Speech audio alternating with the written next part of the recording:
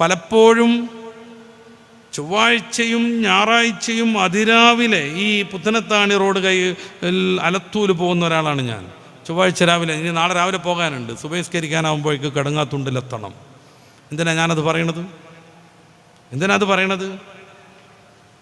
പുത്തനത്താണി സുന്നിപ്പള്ളിയിൽ നിന്നാണ് പലപ്പോഴും ഞാൻ സുബഹിസ്കരിക്കാറുള്ളത്. സുബഹിസ്കാരത്തിൻ്റെ ജമാഅത്തിന് അവിടെ എത്തും.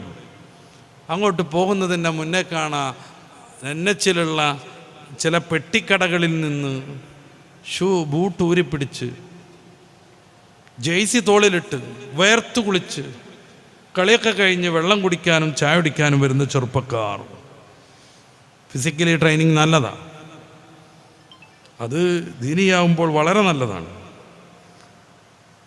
വേർത്തു കുളിച്ച് ക്ഷീണിച്ച് സുബയുടെ ജമാഅത്ത് നടക്കുന്നതിൻ്റെ മുമ്പ് ചായ കുടിക്കാൻ വരണമെങ്കിൽ അവരെപ്പോൾ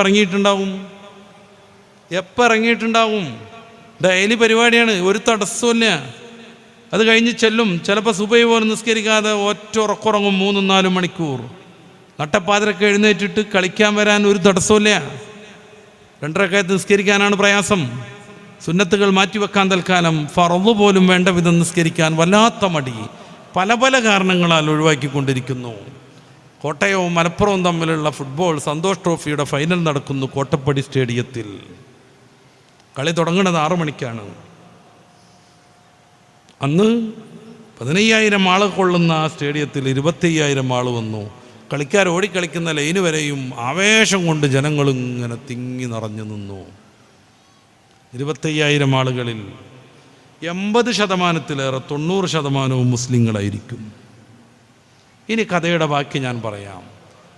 കളി 1.5 മണിക്കൂർ കഴിഞ്ഞു. 2 ടീമും ഒരേ ഗോളിൽ സമനില പാലിച്ചു. എക്സ്ട്രാ ടൈം 1/2 മണിക്കൂർ കൊടുത്തു, അതിലും സമനില പാലിച്ചു.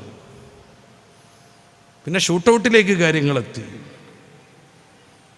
അതൊക്കെ കഴിഞ്ഞ് വേറെന്തോ പരിപാടി നടത്തിയിട്ടാണ് ഏതോ ഒരു ടീം ജയിച്ചത്. അൽഹംദുലില്ലാഹ് ഖൈർ ജയിച്ചല്ലോ അല്ലേ. പരിപാടി കഴിഞ്ഞ് പുറത്തിറങ്ങിയപ്പോഴേക്ക് 8:30 മലപ്പുറത്തിൻ്റെ സിരാ കേന്ദ്രത്തിൽ ഏകദേശം 21,000-22,000 മുഅ്മിനീങ്ങൾ ചുറ്റുഭാഗവും പള്ളി നിറഞ്ഞു നിൽക്കുന്ന ആ ടൗണിൽ മഗ്രിബ് നിസ്കരിച്ചിട്ടില്ല. ഈ തോന്നിയാസത്തിൻ്റെ പേര് ഒരു നിലക്കും അംഗീകരിക്കാൻ പറ്റൂല. ഈ വൃത്തികേട് ഒരു നിലക്കും അംഗീകരിക്കാൻ പറ്റൂല.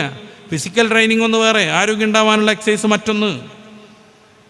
സുബഹിയും മഗ്രിബും ഇശാവും ഖളാക്കിയിട്ടുള്ള ഈ ജാതി തോന്നിവാസം തൻ്റെ ഇടമുള്ള വാപ്പയാണെങ്കിൽ സമ്മതിക്കാൻ പറ്റൂല.